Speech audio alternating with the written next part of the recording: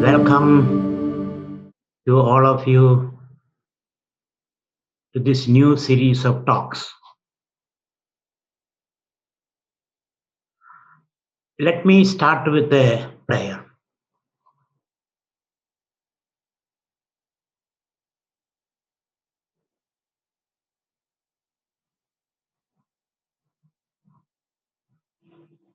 Trinadiva sunijena taroriva sahishnuna amanino manadena pujaniya sadahari. Trinadiva sunijena taroriva sahishnuna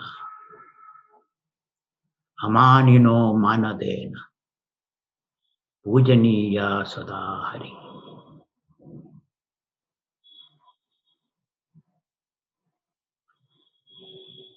This inquiry, which we are going to undertake, requires a certain mindset of humility, a mind which is as humble as the grass on the ground, a mind which is tolerant as the trees in the forest, subjected to the sun, the wind, and the winter, and the rains. And a mind which can respect those who are disrespected and marginalized. Meaning, a mind which is humble, open, tolerant, accommodating, and respectful to the last and the least, alone can undertake this inquiry. So let us all enjoy that state of mind, which is humble, open, tolerant, accommodating, respectful to all creatures. Hari Om. So that's the kind of mindset we require to undertake this inquiry, because you are inquiring into something very, very profound. And what are the objects of inquiry for us now? I've given you three terms, three concepts. What are the three concepts? Brahman. You already heard that word, Brahman. The big, the truth. That's the meaning of Brahman. And we have to inquire into that. And the second term, concept is Dharma. Dharma. Which you are aware of the word Dharma. Most of the Indian religion use that word, whether it is Hinduism or Buddhism or Jainism or Sikhism. That word is very, very central to us. And the third word is karma. We all use that word karma. Use it, misuse it, abuse it, and misunderstand it. And use it to condemn everybody. So these are the three central concepts in the Indian Hindu Vedic wisdom tradition. When I say Hindu, this 7,000 years of culture, that's what I mean by Hindu culture. that grew and flourished in India, Indian subcontinent. And these three concepts are very central and important in understanding the human condition of suffering. Well, ultimately, our life ends up in suffering. Patanjali says that, Buddha says it. At the end of the day, we find ourselves old and sick and lonely, and finally death.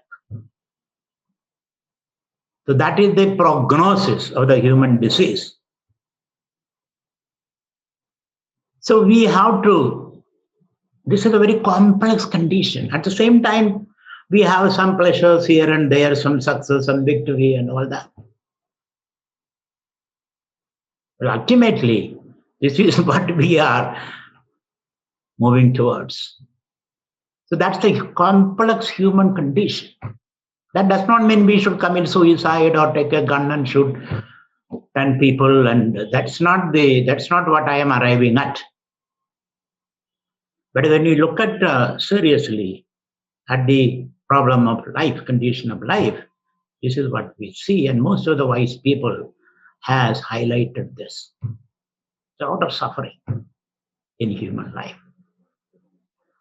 A lot of pleasures also. But at the end of the day, it all boils down to suffering. So we have to inquire into that. Is this the fact? Or is there any other fact? Because we don't want to accept this fact, that suffering is a reality. We don't want to accept it. We rebel against that idea, which I will call spirituality. Spirituality is the rebellion against the so-called fact. A human life is full of suffering. Spiritual person is a rebel. He has got a higher insight or a calling. So we don't want to accept this. At the same time, we have no other way of knowing anything else. So that's what I call the human condition. So to inquire into this human condition, these three concepts will help us. These three words, these three concepts, to understand and transcend the human condition. And not only that, to understand the human condition, and we also want to discover our Swadharma. What is our Swadharma? What is our calling? What's our mission? What we are supposed to do? So to understand our Swadharma, because different people are saying different things, different ideologies, different religions, different philosophies, but finally I have to take the call. Each one of you have to decide what is your mission. Nobody can impose it on you. You can listen to many people, read many books, and discuss with many people, but finally it's your calling. You have to decide. And you are squarely responsible for your Swadharma. So I have to discover my Swadharma. That's very, very important. And in the Swadharma is an answer to the fundamental question, what should I do? No, don't you ask this question, what should I do? That question is very, very important. Because all the time we are confused, we don't know what to do. So what should I do is a very important question. Answering that question, we have to discover our Swadharma. And not only that, discovering, and so doing which I can be happy and fulfilled. Not that just doing something. So the doing which I can be happy and fulfilled. Because that's my need. And there is a need, there is a demand, there will be a supply, as they say in economics. There is a need, there will be a supply. Otherwise, that need will not be there. So I have a need to be happy and fulfilled. And I don't want to accept that pessimistic theory that you are condemned to suffer. So that Dharma doing that I can be happy and fulfilled. And what will keep the world safe for my children and grandchildren? That also a very important question. Because whatever we do today will affect our future. We may not be there to face it, but our children and grandchildren will be there. So I feel a certain responsibility. Because human beings have so much enormous power and knowledge to control the future, to destroy or save the future. So I feel responsible for my children and grandchildren. So looking into the future, I have to design my choices today. Animal doesn't have to care about this thing. Because their range is limited, their powers are limited, their knowledge is limited. But we have enormous knowledge, enormous power. Therefore, in each one of us, must feel responsible for the future of the planet, future of humanity, future of our children and our grandchildren and great-grandchildren. So that intelligence, that sensitivity, that empathy, we must have. And keeping these thoughts in mind, we are undertaking this inquiry. With the help of these words, because these words is pregnant with the meaning. One is Brahman, and the other is Dharma, and third is Karma. So I plan to give 5 talks each on these topics, on each of these topics. 5 talks on Brahman, 5 talks on Dharma, 5 talks on Karma. That's my plan. And with that, I will wrap up this series of talks and start traveling. That's so I will hold you from this first talk. The last talk will be on July 17th, if I correctly remember. So each Saturday, 7 to 8 o'clock, there will be 1 hour talk on these topics. And the rest of the week, you can think about it. Because these talks are something which you have to assimilate, integrate, debate within yourself, so that it goes into your system and you create your own understanding out of that. It is not that I give you a lot of information that you run with it and disgorge it on somebody else. That's not the way these talks are to be heard. These talks are something to be internalized and discussed and debated, and your own experience. You have to feedback from your experiences, and then finally it become part of your character, nature. So that's the demand. It's not simply listening and forgetting. So as I told you, it's not a talk which you give information, but it is something which give you transformation. You feel that you got a new life or a conversion experience, as they say, or an enlightenment that you get. You feel the whole valley is lit up. Earlier it was all dark. Now it is all lit up. Now you know what is west, east, west, north, south, up and down. Everything is clear to you. That clarity, that spontaneity. That should be the final experience. So it is not to load your brain with more information, but unload your brain, let us say. That's because the spirit is very important. The spirit with which you are listening to this. So it is not that you are listening to me. We are listening to each other. We are engaging in a conversation, in a dialogue, very deep dialogue. And you have to take time from your busy life. Where are you running? Pause a minute and reflect. So that's the demand. That's what I said. Humility, toleration, and respect. As humble as a grass on the ground, as tolerant as a tree in the forest, and as respectful. You have to be respectful to everybody, open to everybody, open to the whole universe. Then alone this transformation and the transcendence can happen right now, living in this body, living in this world, with all the problems surrounded by. You will be able to experience this transformation.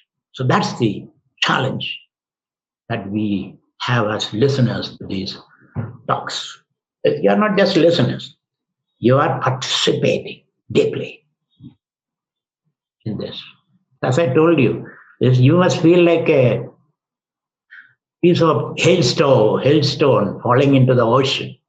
You must dissolve into the infinitude of the ocean. That should be the feeling when we listen to that. And it is possible. It is possible. You don't have to sit like a question mark. You can be the answer to the problems of life. So having said that, so with this responsibility, so the first talk will be on Dharma, but let me talk about Brahman. A general idea, so that you are motivated to listen to that. Because this word seems to maybe a little strange to some of you. Some of you must have heard this word. The word is pregnant. The word is full of ideas and concentrated ideas. So we have to reflect on this. After all, thinking is with the help of words, symbols, isn't it? Symbols are necessary to think, to arrive at conclusions, judgments. So Brahman. So Brahman is the repository of all values. Value is something which you seek, for which you are ready to pay price. That's the meaning of a value. A value is something which you seek, for which you are ready to pay a price in terms of your time and your effort and your emotions. That's a value, isn't it? When you buy a kilo of sugar, then you are ready to pay something for that sugar. You don't get it free. So that's the value. So Brahman is the repository of all values, the fundamental values. What are the fundamental value? Truth, justice. As you keep on meditating on Brahman, you understand what justice is. Justice is not just a word or an analytical proposition. It is something which is fundamentally there. If it is not there, you cannot create it. You cannot create nothing out of nothing. You can only invoke things. So Brahman is the repository of all values, values like truth or justice, equality, samam Brahma. Brahman is sam. Equality, justice, goodness, beauty, morality, ethics.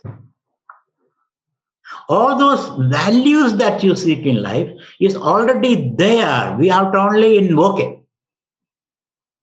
The Brahman, I would say, the repository of all values. At the same time, Brahman is free from all those things. Nirgunam, sagunam, scha. That's a little tricky concept. Brahman is the repository of these values. At the same time, Brahman is free from all these values. Brahman is neutral, absolutely. It is only a field of possibilities. Like waves are rising in the ocean. These waves are in the ocean, but the ocean is in the water. The water is free from those waves, isn't it? That's a very important concept. Because Brahman is not stuck with these values. Nirgunam guna bhoktricha, Bhagavad Gita says. It is free from this at the same time. It is the source of all this thing. Source of all this thing. So that you cannot catch Brahman. You cannot say Brahman is this or that. We have already seen all this. Ultimate truth is like that. So let us say for our understanding, Brahman is the repository of all these values. The values that we seek in life for which you are ready to pay a price in terms of our time, energy, intelligence, and whatnot. Meaning, you are ready to undergo certain discipline. That's the meaning of price I am talking about. You're ready to undergo certain discipline, to put away some of your immediate needs and comforts, which we call sadhana. Sadhana. Sadhana means you're ready to pay some price. It is not a free thinking. It's a thinking with a disciplined mind. And I am ready to pay any price for this inquiry. So, that's Brahman, the repository of all values.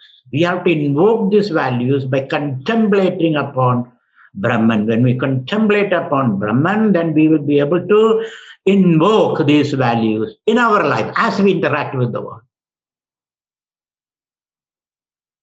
It is not that you are creating these values. If you can create this value, you can demolish these values also. This is one of the fundamental principles in our tradition. You cannot create anything out of nothing. You can only invoke. That makes you settled.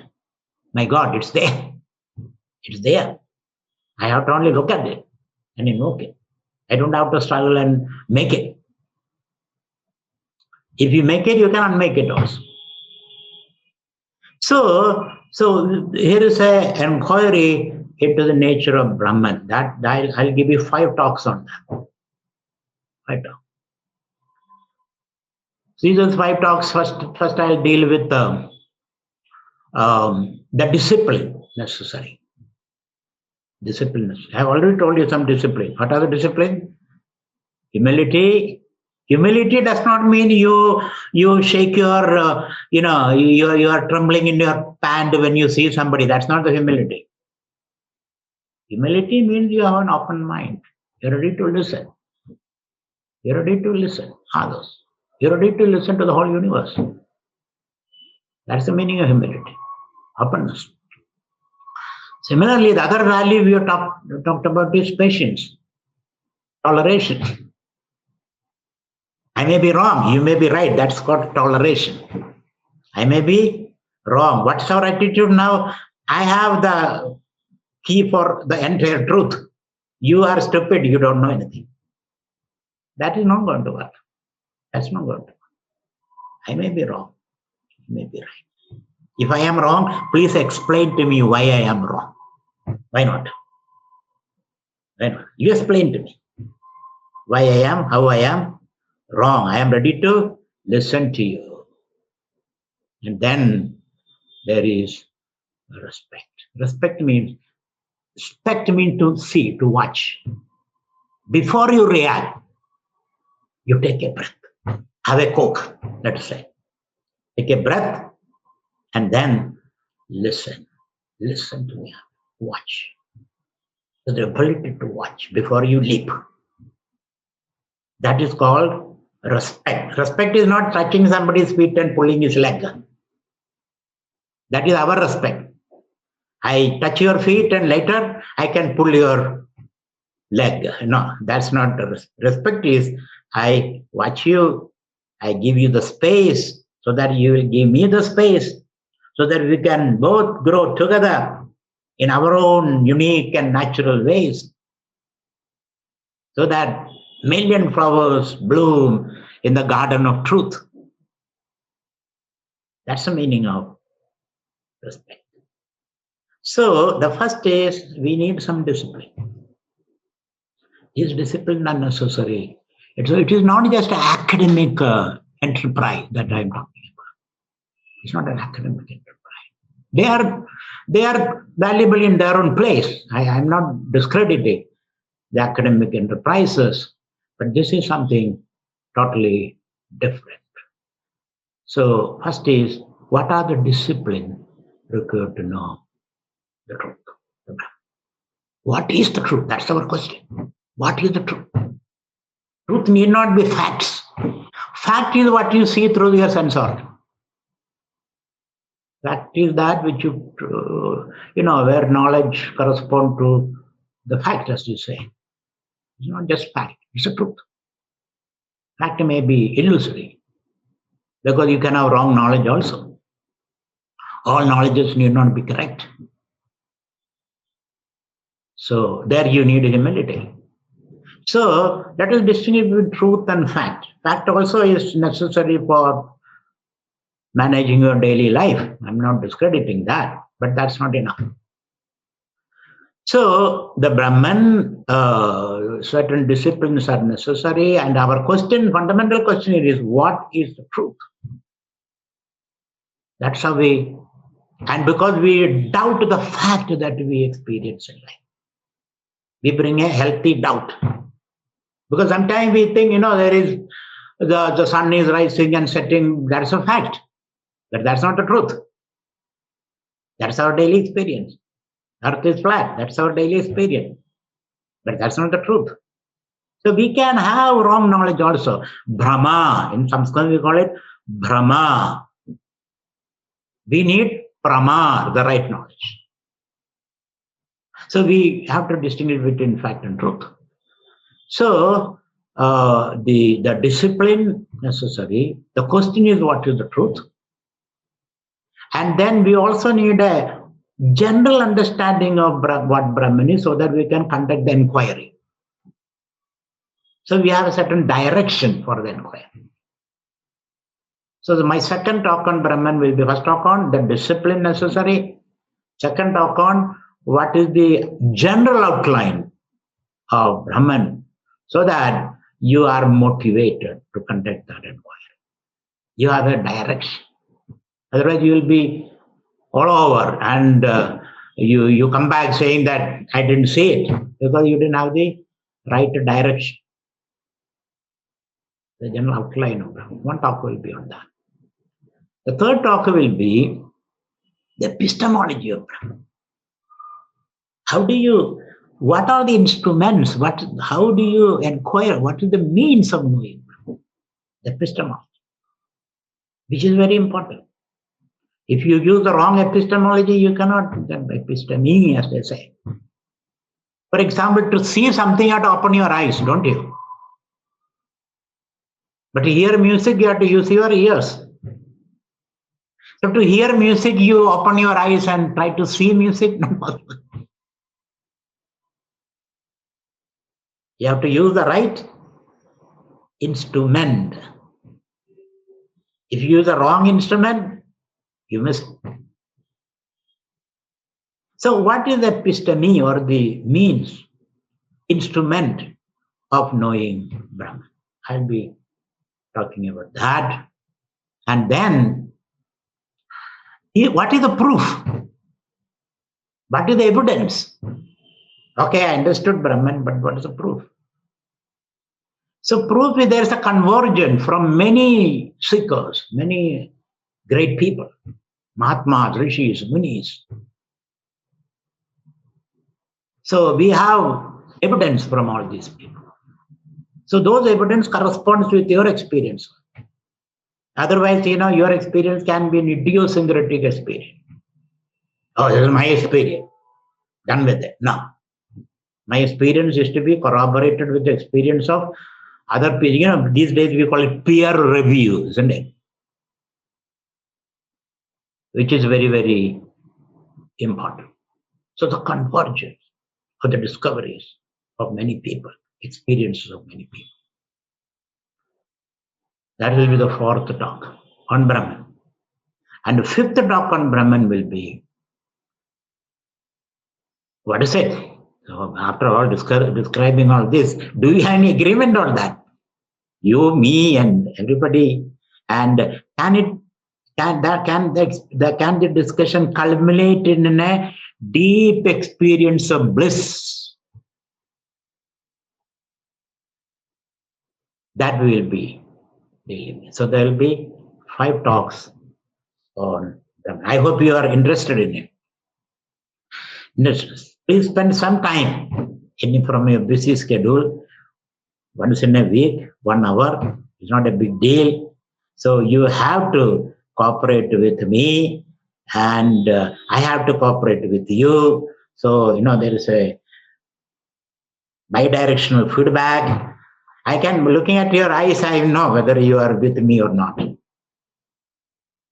So that's how we are going to conduct this inquiry into Brahman. So 5 talks. That's what we are going to do. And then 5 talks on Dharma. So I'll start with the Dharma. Then I'll move to Brahman. 5 talks on Dharma, then 5 talks on Brahman. Because by the time you'll be prepared a little more on Brahman inquiry. So Dharma, I have, if you have read our ad, promotional, you must have noticed that Dharma I have given the algorithm of optimal justice.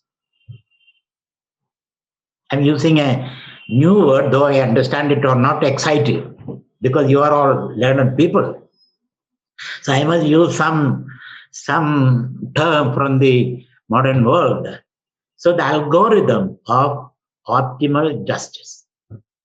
That is what we all are seeking. Optimal justice, not absolute justice.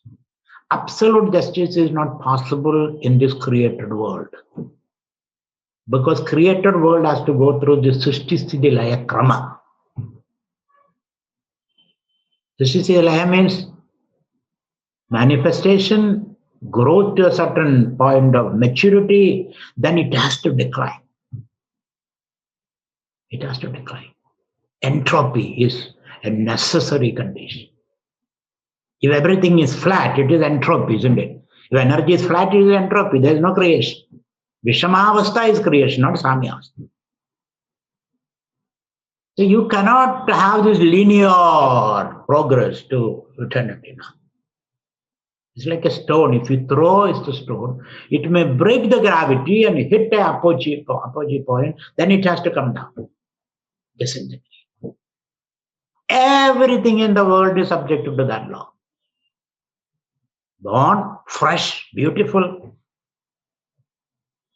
isn't it? Grow, more beautiful, then come to a state of adulthood, 21 years or 28 years old, then start hair growing, teeth falling, and wrinkles and all that. You cannot help it. That is a law of nature.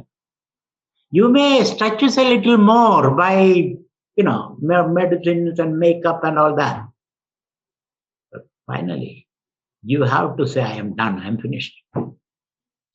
My role is over, my play is over. Now you take over. Isn't it? You cannot escape. You cannot escape from this law. Srishti Sthiti Laya cycle. So absolute justice is not possible. What is possible is optimal justice. So dharma and algorithm means certain rules and processes, isn't it? It's an algorithm. I hope I am saying the right thing. If I am saying the wrong thing, you can correct me. So algorithm means certain rules and processes from passing through which a problem situation become a solution situation. That is what an algorithm is all about. So dharma is an algorithm. Certain rules and certain processes by which a problem situation, dukkha, become a solution situation, sukha, to a certain extent. That is why dharma is all about. So I will say dharma is an algorithm of optimal justice.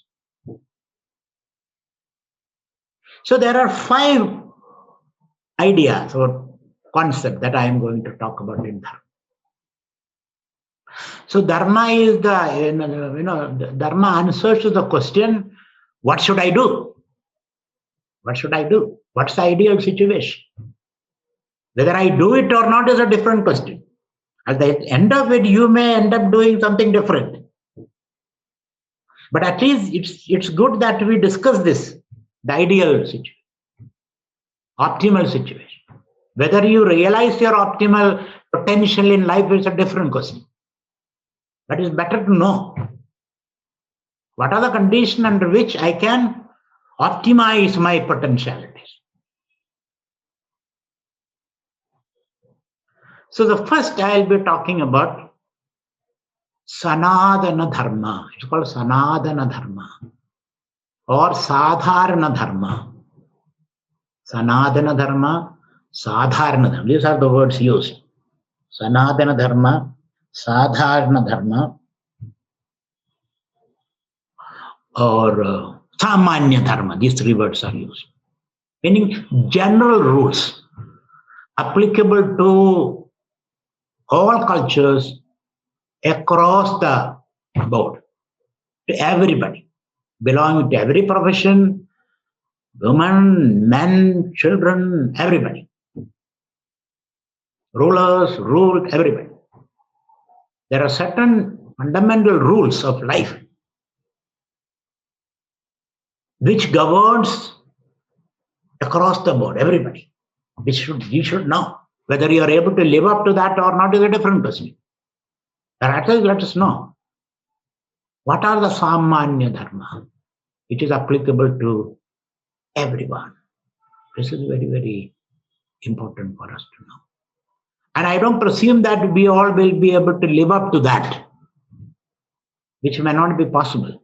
But an ideal is good, so that at least if you reach for the star, at least you can pluck a mango, at least. Isn't it? So you may not reach there, but at least you have some goal to pursue. So it's ideal to reach out. So Samanya Dharma, what are they? We all should. We have to put it in our brain so that when you live in this world, you know these are the rules.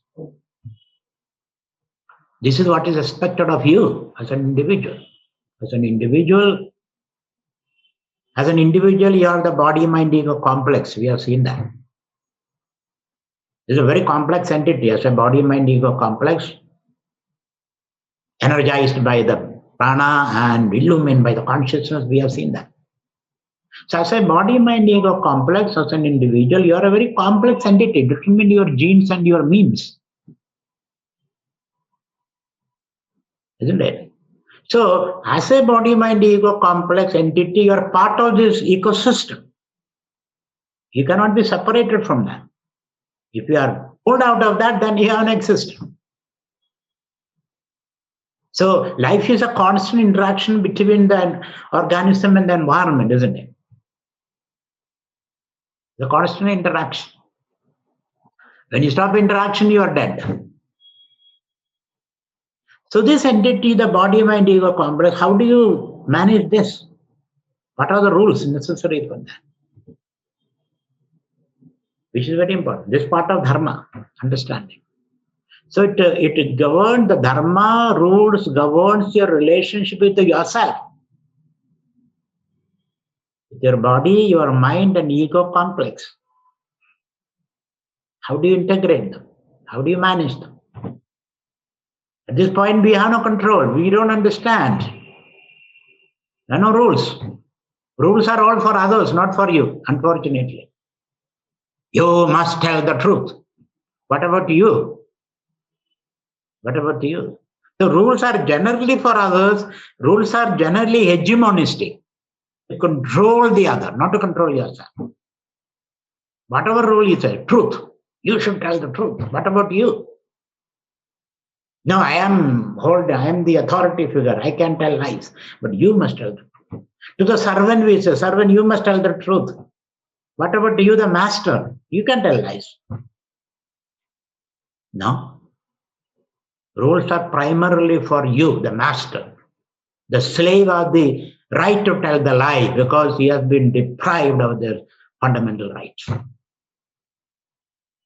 For the slave, lie is the truth. Isn't it? Think about that. Lie is the truth. Indian Dharma Shastra says, when you are hungry, you are allowed to steal. Indian Dharma Shastra says, when you are hungry, no food, you are allowed to steal. You are allowed to tell a lie. Did you take that? No, isn't it? Because if you are holding a stick and ask me, did you take that, invariably, I will tell you a lie. Because under pressure, under violence, under threat of severe punishment. So you must have some discipline how to organize your emotions, your thoughts, your body, food discipline, etc., etc. That is part of that. Also, how do your relationship with the other? The other can mean your neighbor, your mother, your father, your nature, whatever. All those things are there. I'll be talking about that in elaborate detail later. So dharma rules govern your relationship with yourself. And I guarantee you, if you understand all this and organize your life from the very youthhood, life will be a happy journey. But we come to it very late. Let us enjoy now, later we can see, isn't it? Ranam kritva hridam pibed. Whether I borrow or steal or beg, I must enjoy now. No, that's not it. Enjoyment has got different levels. Enjoyment can be very subtle. It may not be the cross way that we are enjoying now, which is not sustainable. So, dharma rules govern your relationship with yourself, your own self, body, mind, ego complex. Of course, beyond the ego, body, mind, ego complex, you have got another identity, which is your true nature. Please, don't get me wrong. I'm not saying that the body, mind, ego complex is your entire nature. Body, mind, ego complex is something which is appearing and disappearing, which is subject to law of change, which is full of contradictions, paradoxes. You have an identity beyond that. That also is there, which we have discussed in the Bhagavad Gita, Upanishad and all that. But as long as you run this body, mind, ego complex, manage this body, mind, ego complex, which is continuously interacting with the environment, with the other, we need certain rules, certain regulations, certain norms and values to deal with this interaction. Isn't it? That also is part of that. So dharma gives you certain general rules. How to conduct yourself, how to conduct your interaction with the world, whether you are in the office or home or on the road or in your vacationing. Isn't it? There are certain rules. What are those rules? We have to understand the traffic rules, let us say. When you see the red, you have to stop, isn't it? Not that nobody is there, so you bump off. No. So this way, certain general rules are to be understood. Obey those rules, general rules. Now so this is called sadharana dharma or samanya dharma or sanatana dharma, applicable to all people. Then we are talking about varnashrama dharma. As an individual, you are a unique person, enjoying a certain unique combination of gunas. The sattva, rajas, and tama. I'll be explaining all this. So you are a unique combination of three gunas. And that is your identity. As a doer, enjoyer, consumer, producer, your identity. That is gunas. You cannot be replicated, however you may try. Your own children is not an exact replica of you. They're different. They're different combination. So that unique combination of gunas that you are has certain value, certain disposition, which we call the nature of that individual, the basic nature, prakriti of the individual. Krishna says, guna karma vibhagashaha, the prakriti, your prakriti. Of course, you can modify it into a samskriti. Little bit of modification is possible, but there is a range beyond which you can go. If you put more fertilizer, you can get a bigger mango, isn't it? A big mango, a big apple. But apple have got a certain size beyond which it cannot go. Certain property beyond which it cannot go. So you have to understand that. What's my guna, prakriti, guna composition? And not only that, you have to understand your guna composition, you have to train it. Certain training is necessary to adjust those gunas properly. That is my guna and karma. So your output or your behavior or your life is determined by your guna composition. That understanding is very important because you are dealing with this body, mind, ego complex. As like your car or your computer, you should know how to operate it. Not only that, so it's the guna, karma, as well as the age. At what age you are. Your choices, your actions, karmas determine your age. Suppose you are 80-year-old man, let's say. Of course, in Indian election, an 80-year-old man, people also are fighting election. Regardless of the COVID and social distancing, mask and all that, they are going all around and they are flourishing also. But then certain rules are very, very important. So age is sensitive. Your age, your guna, prakriti, and your training, all these are important before you make a choice. That understanding is good. Not that you can change your choices radically, but at least you have some understanding. Your karmas, your lifestyle, your preferences, your sense of success and failure, and your response to punishment and reward, everything depends upon your guna, which I will be discussing in detail. So you get an understanding of this vehicle which you are operating in this world. So that is the second talk on dharma. And then I also will be talking about Rajya Dharma. Rajya Dharma. Raja means organization. We are part of organization, isn't it? Family is an organization. Community is an organization. Country is an organization. So all your choices are determined which you're a family man, you're part of a community, you're part of a company or an organization, you're a leader in the organization, you're a employee in the organization, or you are a middle level manager, super level manager, all that. And you are a citizen. Earlier you are an Indian citizen, now you are an American citizen. Isn't it? Then your responsibilities change. The responsibilities change. So depending upon which country you are, there is certain responsibility and certain privileges also.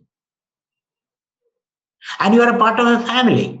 As a family man, mother, father, you have got some responsibility. You cannot misbehave in front of your children. You cannot do that. At least if you are a dharmic person, you cannot do. As a member of a family, member of a community, member of an ashram, let us say, member of the country, or the entire environment, the ecosystem. You cannot misbehave. If you misbehave, we are seeing the result of that. So whenever you make an act, when you make a choice, a karma, you should be aware of that I am a part of a family, I am a father or a mother, or I am a child or a child, student or a teacher or a king or a citizen, or I am part of this fragile planet. My actions will affect, my choices will affect, and you feel responsible for that. What are the rules which should govern your behavior while you're occupying these various positions in different levels of organization? So I'll be talking about Rajya Dharma. One talk will be on that. Then there is something called Abad Dharma. Abad Dharma means emergency, unforeseen situation. Suppose you and your son is swimming in the ocean, and son is carried away by a wave, tidal wave, and then you try to help him. But a time comes, you know that first of all, let me help myself. Don't you say in the flight, first put the oxygen mask on you, then on your child, isn't it? So there is a fundamental responsibility for you to take care of your life, which looks a little selfish. But unless you are alive, you cannot say anything, isn't it? You cannot do anything. So there are emergency situations, you have to break all the rules. Think out of the box. Behave very selfishly. Meaning, under this body is alive, you cannot think of Brahman, Dharma, or beauty and all that. You need the body. It is your duty to protect, to take care of, to keep the vehicle roadworthy, which is very, very important. It looks a little counterintuitive, isn't it? You know, great people, they didn't care for their body. Socrates drank the poison. Christ was hanged on the cross. Mahatma Gandhi was shot at. So shouldn't I also take that? But here Dharma Shastra says, no, you have to be alive first. As somebody said, you have to live for the country, not die for the country. There is a very interesting Socrates, when he opted for, the judges said, you can leave the country, we don't care for you. If you are living here, we'll have to accept the punishment. Socrates said, okay, let me die. So some people, his wife told, no, he is not happy with me, that's why he wanted to die. That is her explanation. He's tired of me. Or he's afraid of becoming old. He was already 70 at that time. Old age and sickness, he thought it's better to die and become famous, gain a name in the pages of history. So there may be some devious thoughts in that. Isn't it? So here he says, your fundamental duty is to keep this body alive so that you can discover the beauty, the blessedness, the wonderful world that is there. So that is called Abad Dharma. I'll be discussing that. So there are 4 areas. One is Sanatana Dharma, common rules. Then rules specific to your body, mind, ego complex. And rules governing you as a part of the world, various levels of organizations. And also rules in emergency situations. You may have to think out of the box. You may have to take care of yourself. So your Swadharma is determined by all these factors put together. It is not a symbol. It is a trial and error. It requires a lot of reflection, thinking, discussion, experience, making mistakes. And you may not hit the target often. So your Swadharma is a combination of all these, sometimes mutually contradictory values. It's a painful exercise to understand what is my Swadharma. Sometimes you say, Guruji, you tell me what should I do. So Guru also have to take care of this, all these aspects before he proffers an advice. And finally the Guruji will say, Yadechasi tatha Guru, do as you feel right. Don't blame me. I have given you my advice. Think about it. Edad vimarsya sheshena yadechasi tatha Guru. Reflect on this deeply, then decide what should you do. So that's how the Guru don't want to carry you on their shoulders. That's not healthy.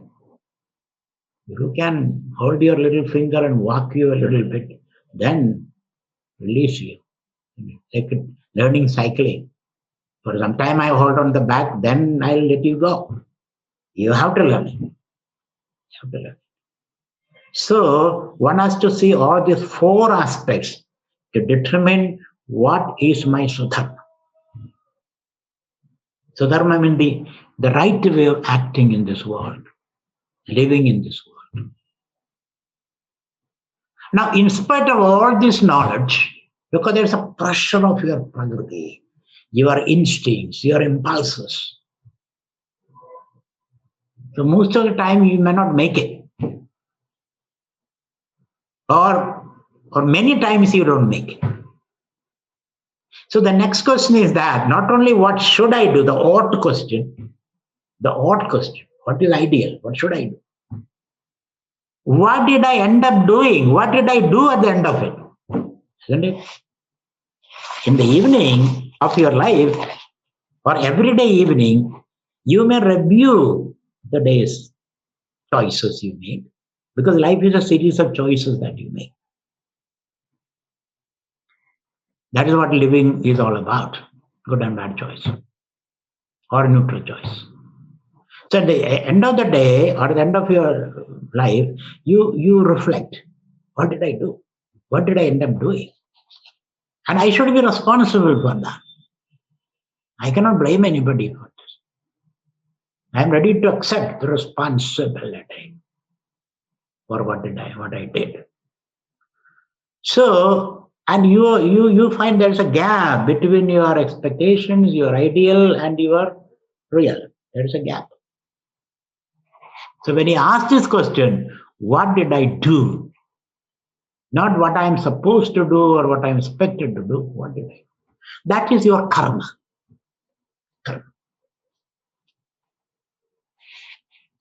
And we find your actions are influenced by your presuppositions, basic presupposition,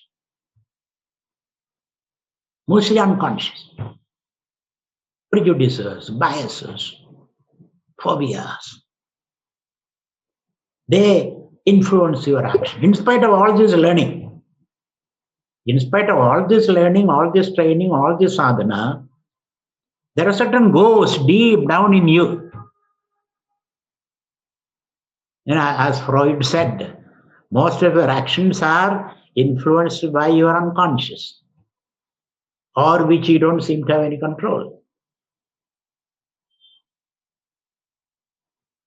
So finally, your action is a balance between your freedom and your constraints, your necessities.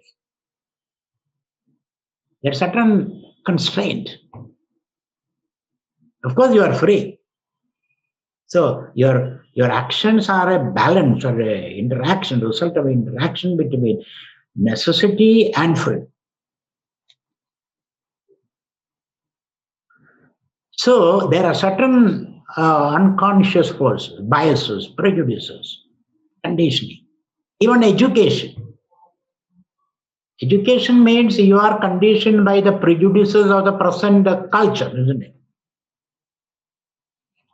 That is what education is all about. Education is cutting your, corners and then making you fit into a system, which itself is failing now. It's a Procrustean bread, as they say. The Procrustes has a bed where you are welcome to sleep and rest. But the problem is, if you are a taller person, taller than the bed, your leg will be cut off. If you are short, then you will be stretched. Education is that. Present education, trying to fix you, cut the corners and fix you. So, what are those biases? What are the possibilities? So I see 5 areas of biases, prejudices, conditioning, and all that. As a result of that, over a period of time, you become an automaton, a machine. You lose your freedom. Freedom of choice. So it's better to be aware of those conditioning. Not that you will be able to completely free from those conditioning, but if you're aware of those conditioning, you will get a larger circle to play about, larger area to play about. So I have taken 5 areas where you have this unconscious conditioning. I'm trying to bring up those conditions. One area is the ontology. Your basic beliefs. We all have some basic beliefs about truth. Because nobody has seen the truth.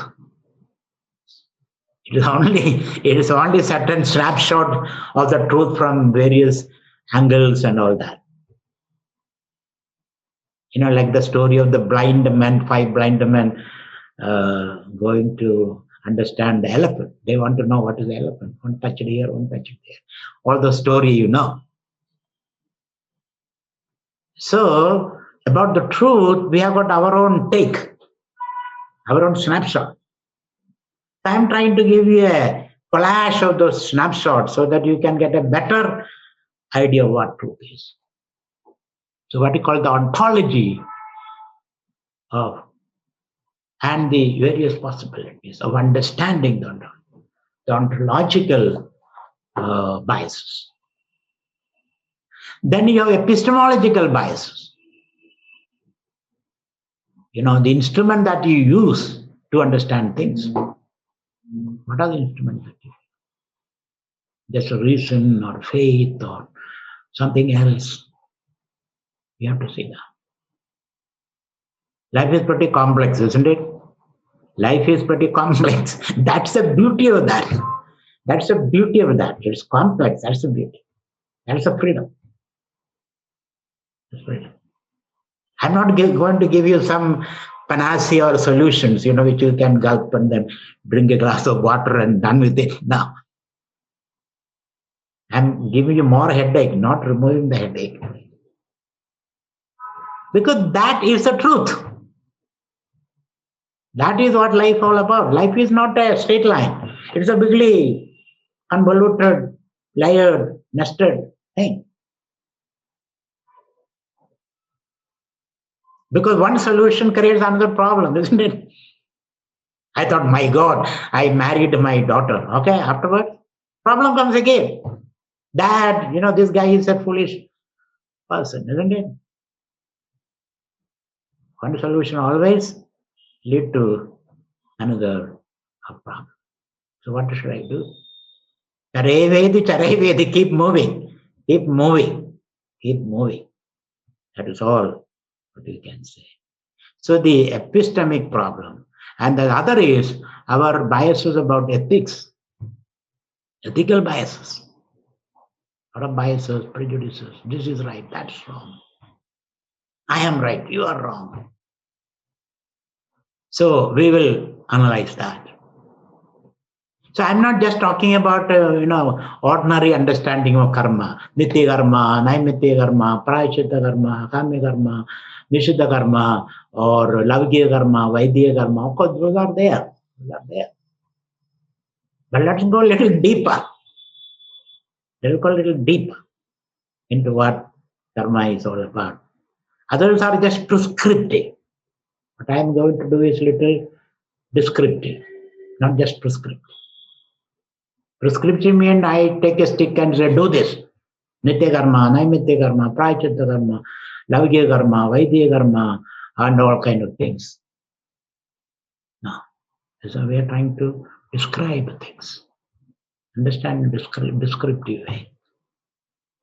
So the next is your your biases about what is right and wrong. Ethical bias, ethics. Your false understanding of what ethics is. And next is your aesthetic sensitivity. Your idea what is beauty, what is ugly, what is obnoxious, what is repulsive. That also affects your choices, your karma, isn't it? Tasty food.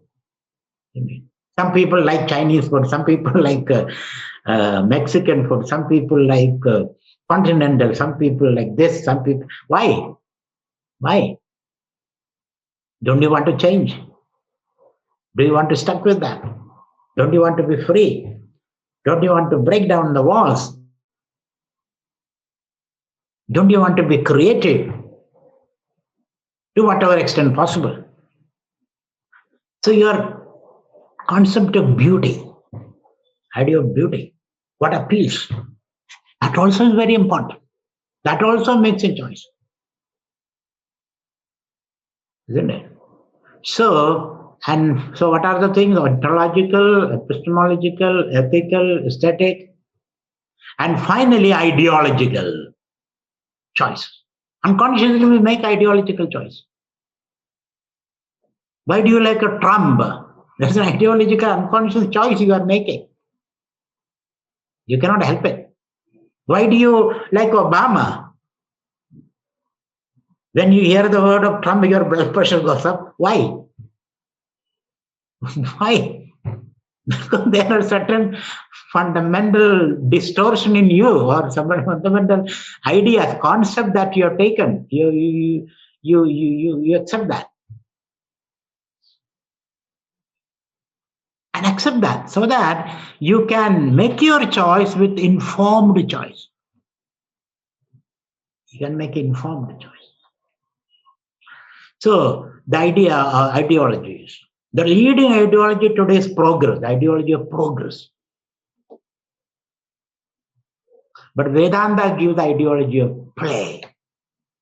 It is not progress, it is play. Play is different from progress. In play, there is no progress, it's only efflorescence, it's only celebration. So I'll be discussing some ideological prejudices and biases that influence our choices, karma. And as a result of that, you suffer or enjoy whatever.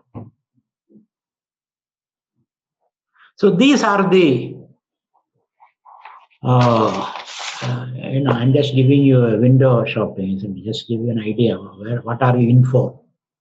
So if you like these things, you can come next Saturday. I'll be talking about Sanatana Dharma.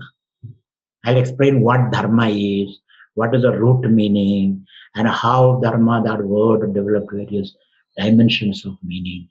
What does it involve, and all those things. And what is applicability now? Dharma word is an Indian word, isn't it? Concept Indian word. But is it applicable to the world? You all are world citizens now. Well, what is a world citizen? What do you mean by that? You have access to all information from all over. Religious, ideological, all kind of information. So you have become a world citizen. You're not just an American citizen, nor am I just an Indian citizen. So we need, is it applicable to people all over the world? So I'll be talking about the Sanatana Dharma next Saturday. Thank you very much. Hari Om.